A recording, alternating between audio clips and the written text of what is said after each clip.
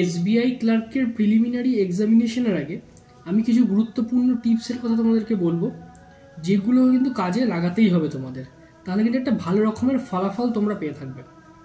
দেখো, আমি SBI ক্লার্কের preliminary এক্সামিনেশনের 20 ডেজের study plan তোমাদেরকে প্রোভাইড করেছিলাম। তোমরা কিন্তু চ্যানেলে এই ভিডিওটা পেয়ে যাবে।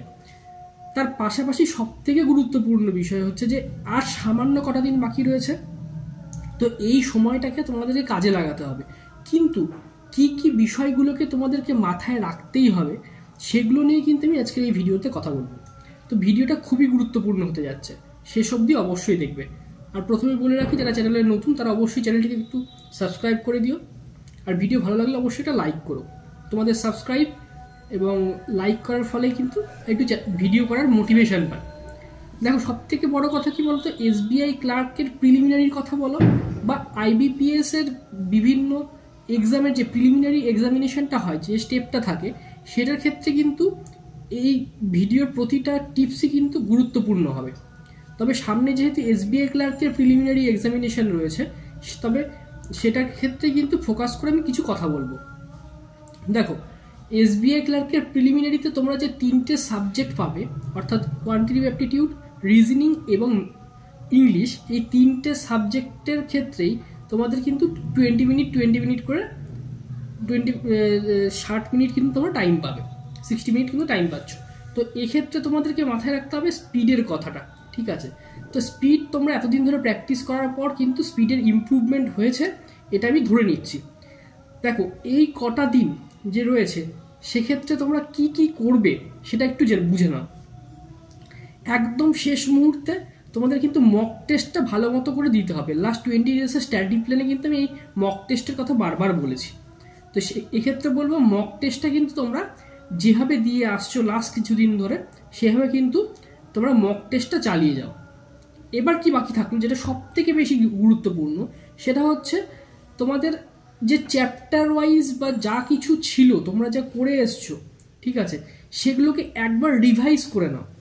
রিভাইজ করে নাও বলতে, যেগুলো তোমার প্রিভিয়াস ইয়ারের যে কোশ্চেন প্যাটার্নগুলো আসে সেগুলো যদি তুমি একটু ফলো করো, লাস্ট 3-4 বছরের কোশ্চেন প্যাটার্ন ফলো করো, তাহলে দেখতে পাবে যে কিছু ধরনের প্রবলেম থাকে যেগুলো কিন্তু বারবার রিপিটেশন হয়, ঠিক আছে?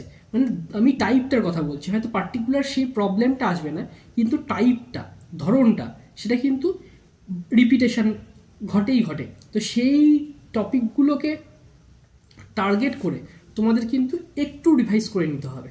সেটা কিন্তু এই প্রিলিমিনারি পরীক্ষায় খুবই গুরুত্বপূর্ণ, কারণ তুমি যত এই ধরনের টাইপগুলো করবে তত কিন্তু তোমার পরীক্ষার হলে তুমি তাড়াতাড়ি গিয়ে কিন্তু করতে পারবে, তাড়াতাড়ি সলভ করতে পারবে। তবে এই যে পয়েন্টটার কথা বললাম, এটা কিন্তু তোমাদের খুবই গুরুত্বপূর্ণ একটা পয়েন্ট, তোমাদের এটা কিন্তু মাথায় রেখে করতেই হবে একদম শেষ মুহূর্তে। আর সাথে থাকলো ইন্ডিভিজুয়ালি তোমরা যেভাবে তোমরা রিজনিংয়ের ক্ষেত্রে যে তোমরা পাজেলটাকে সলভ করে এসছো, ঠিক আছে, পাজেলের আমি মোস্ট ইম্পর্টেন্ট যে টপিকগুলো হতে পারে, পাজেল থেকে কী কী আসতে পারে, সেটা নিয়ে কিন্তু আমি একটা ইন্ডিভিজুয়াল ভিডিও বানিয়েছি, সেটা কিন্তু অবশ্যই দেখবে। সেইখানে কিন্তু আমি যে ধরনের পাজেলের কথা বলে এসেছি, সেই পাজেলগুলো কিন্তু তোমাকে ইন্ডিভিজুয়ালি প্র্যাকটিস করতে হবে। আমি শেষ মুহূর্তে কিন্তু রিজনিংয়ের অন্যান্য সেকশনের থেকে পাজেলের উপরে বেশি জোর দেওয়ার কথা বলছি। তার একটা অবশ্যই কারণ আছে, এবার কারণটা জেনে নাও। দেখো, পাজেল হচ্ছে এমন একটা সেকশন, যেই সেকশনটা যদি তুমি ঠিকঠাকভাবে করতে পারো, তুমি টাইমের মধ্যে কোনো রকম প্রবলেম ফেস না করে যদি তুমি অ্যাট এ টাইম যদি তুমি সলভ করতে পারো, তাহলে কিন্তু তোমার রিজনিং সেকশনে একটা কনফিডেন্স পাবে, তুমি সেখানে একটা অ্যাডভান্টেজ পেয়ে যাচ্ছ। তো সেই কারণে বলবো, শুধুমাত্র পাজেলের জায়গাটা এখন একটু ফোকাস করো, ঠিক আছে? তাহলে তুমি দেখবে মক টেস্ট যেমন দিচ্ছ, কারণ মক টেস্ট তুমি যখন দিচ্ছ তখন তোমার সমস্ত ধরনের টপিকের প্রশ্ন সলভ করা হচ্ছে, প্র্যাকটিস হচ্ছে। কিন্তু যখন তুমি এক্সট্রা করে পাজেল সলভ করছো, এক্সট্রা করে যখন পাজেলে ফোকাস করছো, তখন কিন্তু সেখান থেকে একটা পাজেলের ক্ষেত্রে কিন্তু একটা অ্যাডভান্টেজ তুমি পেয়ে যাচ্ছ। আর পাশাপাশি ম্যাথসের যেরকম রিজনিং, ম্যাথসের যেরকম সিম্পলিফিকেশান বলো, নাম্বার সিরিজ বলো, কোয়াড্রেটিক ইকুয়েশন বলো, যেভাবে সলভ করছিলে সেভাবে কিন্তু সলভ করতেই হবে, সেটা একদম এক্সাম ডেটের আগের দিন পর্যন্ত আমাকে প্র্যাকটিস করতে হবে। এই কটা বিষয় কিন্তু তোমাদেরকে মাথায় রেখে তোমরা পরীক্ষা দিতে যাও। আর একটা গুরুত্বপূর্ণ কিন্তু ছোট একটা টিপসের কথা বলবো, টিপস না, একটা পয়েন্ট তোমরা মাথায় রাখবে। তোমরা অনেকেই অ্যাডমিট কার্ড হাতে পেয়ে গেছো, যখন তোমরা অ্যাডমিট কার্ডটা পাচ্ছ তোমরা একটু ভেনিউটা আর ডেট এবং টাইমটা একটু ভালো করে দেখে নাও, ঠিক আছে? দেখতে খুব একটা বেশি সময় লাগে না, কিন্তু একটা ছোট্ট ঘটনা বলি। আমার এক বন্ধুর, সে SBI ক্লার্কের কিংবা IBPS ক্লার্কের কোনো এক বছরের পরীক্ষায়, সাধারণত মানে যেহেতু ব্যাংকের পরীক্ষাগুলো পরপর যখন হতে থাকে তখন অনেকগুলো পরপর এক্সাম হতে থাকে, তো ওর মোটামুটি যে সেন্টারটায় সিট পড়তো, তো ও অ্যাডমিট কার্ড রিলিজ হওয়ার পরে খেয়াল করেনি, দেখেনি যে ভেনিউটা কী আছে। ও শুধু ডেট আর টাইমটা দেখেছে, ভেনিউটা দেখেনি, ঠিক আছে? ও সেই টাইমে সেই ডেটে ও সাধারণত যে সেন্টারে ওর সিট পড়ে সেখানে চলে গেছে, গিয়ে দেখেছে ওখানে রোল নাম্বার, যখন এক্সাম হলে ঢুকতে যাবে তখন দেখছে, যখন চেকিং চলছে তখন দেখছে ওর রোল নাম্বার ওখানে পাচ্ছে না।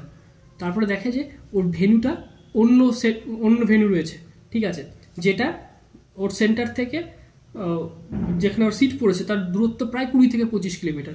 হাতে তখন 10 থেকে 15 মিনিট টাইম রয়েছে পরীক্ষা শুরু হওয়ার, যার ফলে কিন্তু ও সে বছর পরীক্ষাটা দিতে পারেনি। তাই জন্য আমি বলবো, জাস্ট ফর চেকিং তোমরা একবার অ্যাডমিট কার্ডটা হাতে পেয়ে নিলেই টাইম, ডেট আর ভেনিউটা, এক্সাম সেন্টারটা অবশ্যই দেখে নাও, ঠিক আছে?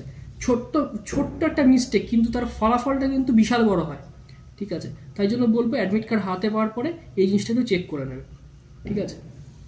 আমরা অনেকে হয়তো চেক করি না, ঠিক আছে, কিন্তু যার ক্ষেত্রে যদি লাক খারাপ থাকে তাহলে এরকম ঘটনাও কিন্তু তোমার সাথে ঘটতে পারে, তো এটা একটু মাথায় রেখো। তো যাই হোক, এটুকুই বলার ছিল। তো ভিডিওটা ভালো লাগলে অবশ্যই একটা লাইক করে দিও, আর চ্যানেলে নতুন হলে সাবস্ক্রাইব করে দিও। দেখা হচ্ছে নেক্সট ভিডিওতে।